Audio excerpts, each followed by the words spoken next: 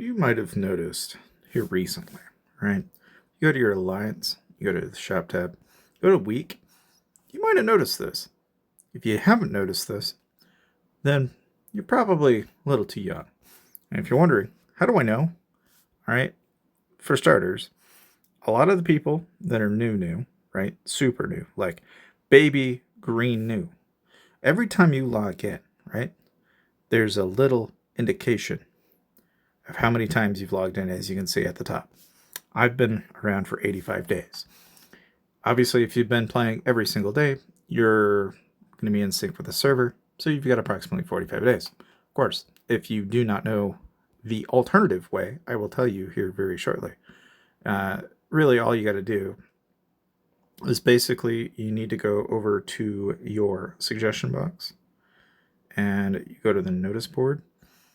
And in here, you can see when the last updates have ran. And you can kind of compare, here. I think the easiest way might even be the monument, actually. So you just scroll back all the way to the beginning. And if you go off of beast hunting, it'll give you a date. And then you just take that date minus the amount of, the current time. Honestly, that'll give you probably a better estimate of how many days you've got. Either way, the point being is you need to have been in your state for longer than 45 days. Okay. And this is just for the requirements for state transfer. Now, what is state transfer? Okay, it's basically an event where you're going to be able to transfer from your state. So a lot of you that have been asking about, well, how do I transfer? When do I get to transfer? I'll get to that. But what we're going to discuss is kind of really what leads up to that. How do you get allowed to transfer? Because there's a lot of little, gotchas involved in this. Okay, so the first question regarding this is basically there are going to be thresholds for allowing people in and out of. Basically, if you're wanting to, say, move from your state, and let's say you're in the state for longer than 45 days, the next requirement's actually going to be set by the actual presidents of those respective states, and they're going to determine basically the power cap, and that's going to determine who basically can get in through, and that's the other thing, right? Ordinary states, other than the leading states. I mean, so there's kind of like a couple of rules involved in this, right? Like, there are going to be different transfer limits depending on whether or not you're an ordinary state or a leading state. And when a state has a special invite, it can invite more chiefs into its, even after it's reached its transfer limit. Like, there's even limits on the number of transfers that can be had. So there's kind of a little more to it than that. I guess one thing you should know is, it's basically like when you look at your state, right? And you look at it from the big picture, right? You might have noticed that, hey, there's a state here, there's a state there, there's a state here, and, so on and so forth, right? I mean, basically what I'm saying is that there are going to be certain states that will have a cap to the number of power that they have in their state. And so special invites are only going to be issued to chiefs who exceed a state's power cap, and each state initially has access to up to 3 special invites, with 1 spent invite restored on the first of each month, and the max special invites that can be issued is up to 3. Now, ordinary invites, for chiefs that are meeting a state's power cap, the number of ordinary invites is capped to around about 50% of the maximum number of chiefs that can transfer to a given state, which the number of special invites is an initial value and it takes time to restore. So they're basically what they're saying is in a nutshell, there's only going to be so many people that can be above the state's power, and there's only going to be so many people that can get those special invites.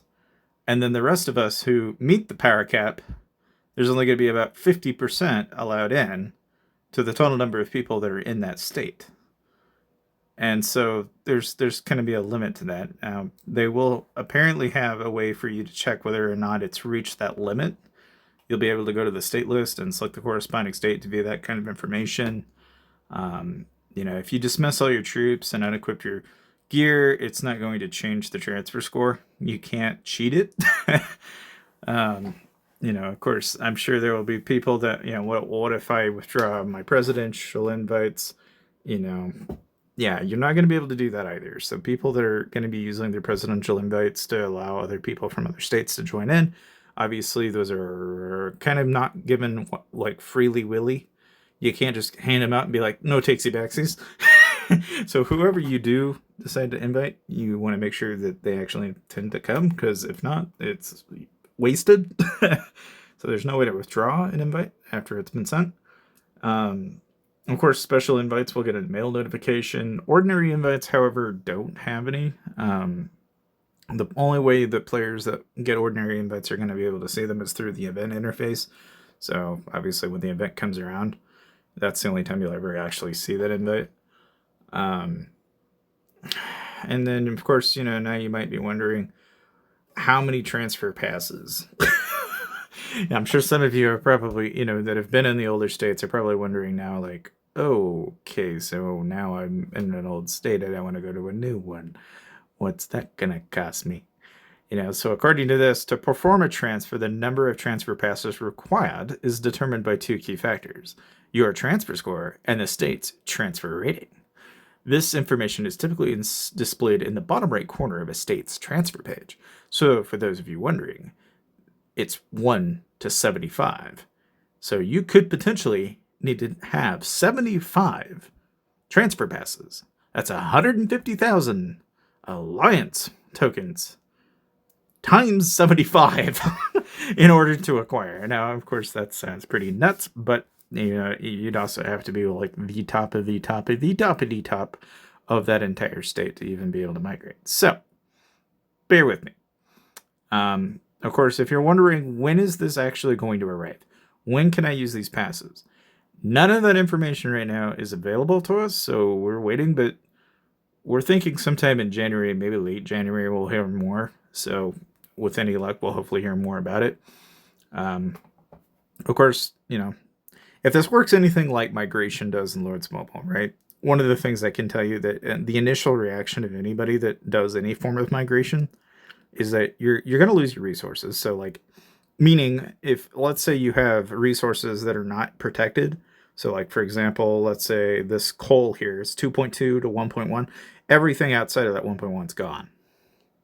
So you're not going to retain any of that. So a lot of the people that have maybe hundreds of millions, I recommend that if you are going to state transfer, you more than likely want to burn that off before you actually move. So there is going to be, some of that involved. Now, of course, you can actually lose special invites, which is kind of interesting. So special invites will be deducted when issued to chiefs who exceed your state's power cap, regardless of whether they transfer to your state or not. The special invites will be returned when the chiefs turn down your invitation or transfer to other states and have not transferred by the end of the event. So you do get your special invites back, but there's very special again, we'll learn more about this as it comes along, but of course they're going to be selling these. So for those of you who have been like, oh great, I'm going to spend 150,000 tokens times 75. No, they will always have a monetary solution for you to get out of that. So of course there's an alternative. Can you stock up on special invites? Yeah, no, you can only have 3.